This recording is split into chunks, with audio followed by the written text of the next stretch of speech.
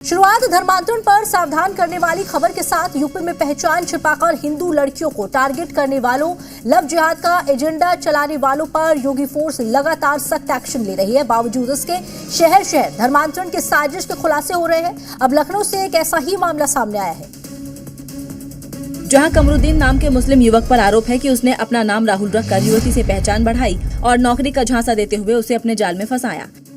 माथे पर टिका लगाया, गले में पट्टा ओढ़ा और उसके बाद वो हिंदू लड़कियों को टारगेट करने लगा कि कमरुद्दीन ने उसे अपना नाम राहुल बताकर यहाँ पर नौकरी देने के बहाने उसे लेकर आया था और उसके बाद उसका अश्लील वीडियो बनाया।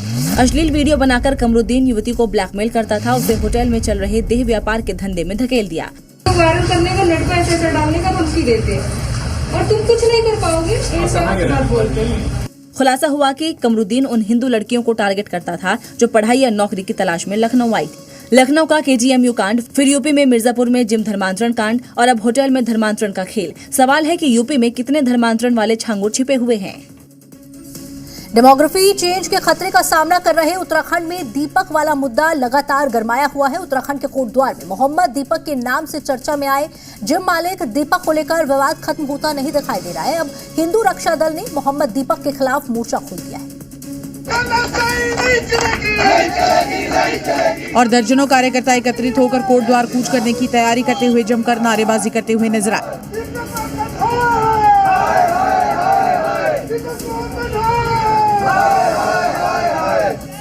वहीं भनक लगते ही पुलिस ने हिंदू संगठनों को रोक दिया। इस दौरान हिंदू रक्षा दलों के कार्यकर्ता और पुलिस के बीच झड़प भी हो गई।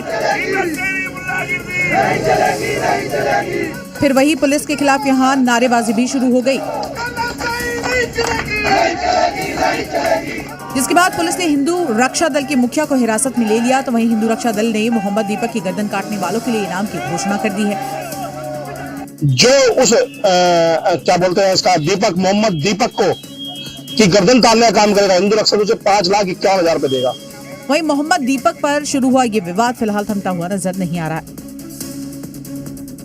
सोचिए जरा, किसी आरोपी को पकड़ने के लिए पुलिस की 5 टीम्स लगी हों और आरोपी को पकड़ने के बाद केवल 7 घंटे में कोर्ट से जमानत मिल जाए, तो यहाँ अपराधी कौन होगा? सिस्टम, प्रशासन या आरोपी जिसे पकड़ने का ढोंग रचा गया? यूपी के कानपुर में लैम्बोर्गिनी हिट एंड रन मामले में कुछ ऐसा ही नजर आया, जहां पुलिस भद पिटाने के बाद आखिरकार लैम्बोर्गिनी हिट एंड रन मामले में मुख्य आरोपी शिवम मिश्रा को गिरफ्तार तो कर लिया गया, लेकिन केवल 7 घंटे के लिए, क्योंकि कोर्ट में पेश करने के बाद वहां पुलिस की सारी दलीलें धरी की धरी रह गई और आरोपी को केवल 20,000 के मुचलके पर जमानत मिल गई। माननीय न्यायालय ने कई प्रश्न पूछे, आईओ नहीं बता सका, सरकारी वकील भी अपना कोई पक्ष प्रस्तुत नहीं कर सका। देखिए, ये सिस्टम का हाल है। यहाँ लैम्बोर्गिनी हादसे के बाद पहले तो एक गरीब ड्राइवर को इसका आरोपी बनाया गया। जब उसकी दलीलों की धज्जियां उड़ गई तो आरोपी को पकड़ने वाला ढोंग रचा गया, जबकि वीडियो में साफ देखा जा सकता है कि बाउंसर आरोपी शिवम को ड्राइवर की सीट से निकालता दिख रहा है। लेकिन कोर्ट में न दलील चली न वीडियो, क्योंकि ऐसा सिस्टम केवल गरीब के लिए है। अमीर पर कोई नियम कानून लागू नहीं होता। दिल्ली के पीरागढ़ी फ्लाईओवर के पास एक बंद कार के अंदर मिली 3 लाशों की गुत्थी सुलझती नजर आ रही है। इस मामले में पुलिस ने तांत्रिक कमरुद्दीन बाबा को गिरफ्तार किया है। दिल्ली पुलिस ने इस बाबा को लेकर जो खुलासे किए हैं वो हैरान करने वाले। पहला खुलासा, जहरीला लड्डू। तांत्रिक कमरुद्दीन ने लड्डू कांड का CCTV भी सामने आया है। इसमें वो हाथ में हरे रंग की एक थैली लेकर नजर आ रहा है। पुलिस का कहना है कि इसमें जहरीले लड्डू थे, जिन्हें खिलाकर तीनों को मौत के घाट उतारा गया। ये वीडियो कमरुद्दीन के घर के पास लोनी इलाके का ही है। दूसरा खुलासा, पैसे डबल करने का झांसा। दिल्ली पुलिस ने खुलासा किया है कि कमरुद्दीन ने 2 लाख को 3 करोड़ बनाने का लालच दिया और उन्हें जहर मिले लड्डू खिलाया, जिससे वो बेहोश हो गए। फिर वो 2 लाख रुपए नकद लेकर फरार हो गया। और तीसरा खुलासा, 3 राज्यों में तार। दिल्ली से लेकर यूपी तक तांत्रिक का साम्राज्य फैला हुआ था। पुलिस की जांच में खुलासा हुआ है कि कमरुद्दीन ने यूपी के फिरोजाबाद में भी 2 युवकों को जहरीला पदार्थ देकर आत्महत्या के लिए उकसाया, जिस मामले में वो जेल गया। तो वहीं राजस्थान के धौलपुर में एक महिला की हत्या की थी। अभी तक 6 हत्या की बात सामने आ चुकी है। पुलिस को कुछ कार्ड भी मिले हैं जिनमें लिखा है कि हर मर्ज का इलाज ग्रुप में भी है, लेकिन अब तांत्रिक का इलाज दिल्ली पुलिस कर रही है। जी मीडिया तांत्रिक के गाजियाबाद के लोनी स्थित उस घर पहुंचा जहां तांत्रिक ने अपना अड्डा बना रखा था और यहीं से वो लोगों को समस्या का हल करने के साथ उन्हें धनवर्षा के झूठे सपने दिखाता था। बाबा कमला खां की ये वही मजार है जहां से तांत्रिक कमरुद्दीन अपनी तांत्रिक क्रियाओं के जरिए लोगों को बरगलाता था। मजार पर हर मर्ज की दवा की बात लिखी थी और यहीं से वो पूरा षड्यंत्र रचता था। मजार के पास बैठ के कमरुद्दीन तांत्रिक क्रियाओं को किया करता था और यहाँ पर लोगों को बुलाता था और इस तरीके के जादू टोना वो दिखाता था। तांत्रिक दिमाग पर ऐसा हावी होता था कि लोग उसकी बातों में आकर वैसा ही करने लगते और आरोपी अपने प्लान के हिसाब से उन्हें मौत के घाट उतार देता था और उसकी इस शातिराना करतूत की आसपास के लोगों को भनक तक नहीं थी। पता नहीं जी, ये तो इस घर में अंदर ही ले जा, अंदर ही करे, पीर वीर बना रखे, 6-7 प्लॉट है इसके यहाँ बड़े बड़े। कमरुद्दीन ने घर के बाहर परचून की दुकान खोल रखी थी और अंदर अपना तंत्र मंत्र वाला अड्डा बना रखा था। कमरुद्दीन 5 दिन की पुलिस कस्टडी में है और अभी बहुत खुलासे होना बाकी है। योगी फोर्स का कोडिन माफिया के खिलाफ कुर्की एक्शन जारी है। पहले वाराणसी में कार्रवाई की, अब कानपुर में कोडिन माफिया की 5 करोड़ से ज्यादा की संपत्ति को सीज किया गया।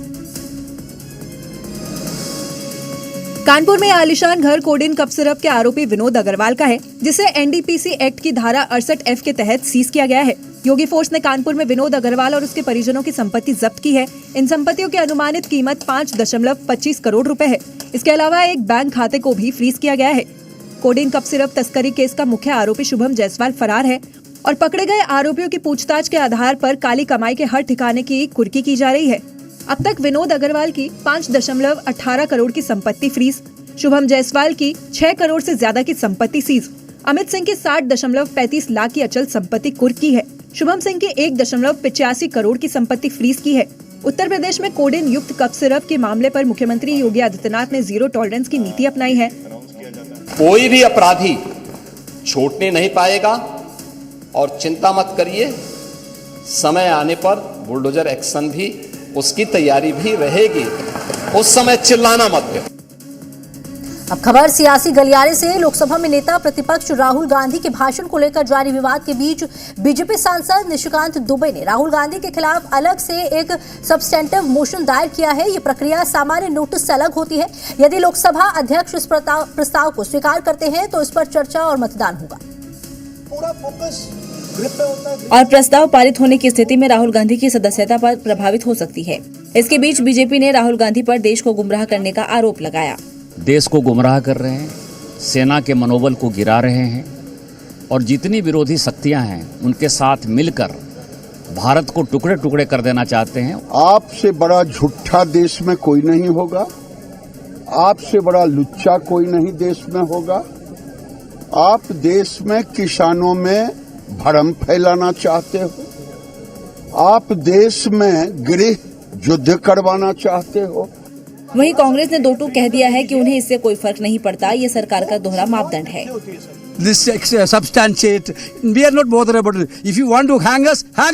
जहां राहुल गांधी पर अब बीजेपी ने नए सिरे से सियासी हमला शुरू कर दिया है, दूसरी तरफ कांग्रेस ने भी इसके लिए तैयारी कर ली है। लोकसभा में विपक्ष के नेता राहुल गांधी आज पत्रकारों पर भड़क गए जब उनसे बजट सत्र के दौरान सत्तारूढ़ दल की ओर से उनके खिलाफ संभावित विशेष अधिकार प्रस्ताव को लेकर सवाल किया गया। राहुल ने पत्रकारों पर तंज कसते हुए पूछा, क्या यही कोड वर्ड आप लोगों को आज दिया गया है?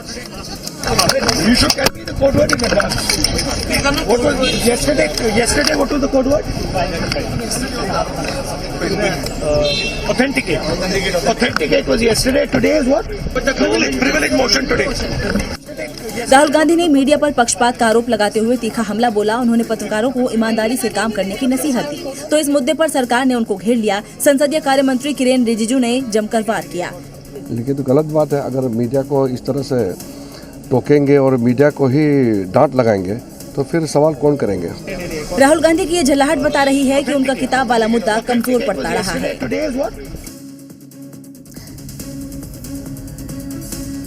संसद सत्र शुरू होने के साथ ही रोज हंगामा हो रहा है। इस हंगामे के बीच संसदीय कार्य मंत्री किरेन रिजिजू ने विपक्ष के सांसदों पर स्पीकर के चैम्बर में घुसकर गाली गलौज के आरोप लगाए थे। अब उन्होंने एक नया दावा कर दिया है। रिजिजू ने 4 फरवरी का स्पीकर का चैम्बर वाला वीडियो शेयर कर आरोप लगाया है कि विपक्षी सांसदों ने पीएम मोदी को धमकी दी थी।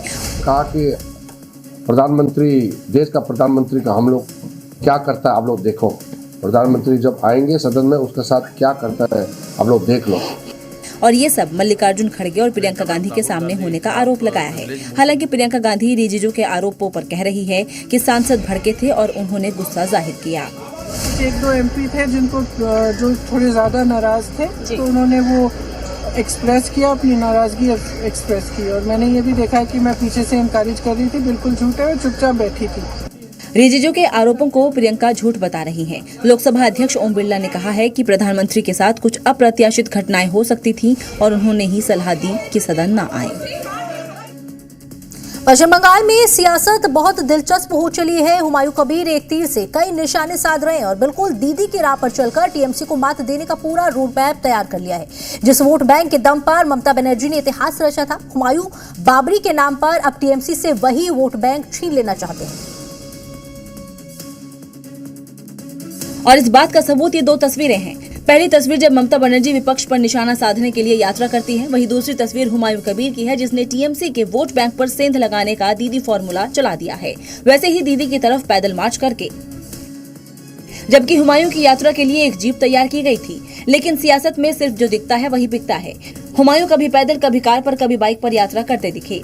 आपको कहा गया है कि क़यामत तक योगी आदित्यनाथ ने कहा क़यामत तक आप बाबरी नहीं बना सकते। नहीं, अल्लाह मेरे साथ है और अल्लाह को भरोसा रखते हैं तो बाबरी मस्जिद बनेगी बनेगी बनेगी। इंडिया को कोई शक्ति नहीं है इनको रोके। वहीं इस दौरान जमकर नारेबाजी भी की गई।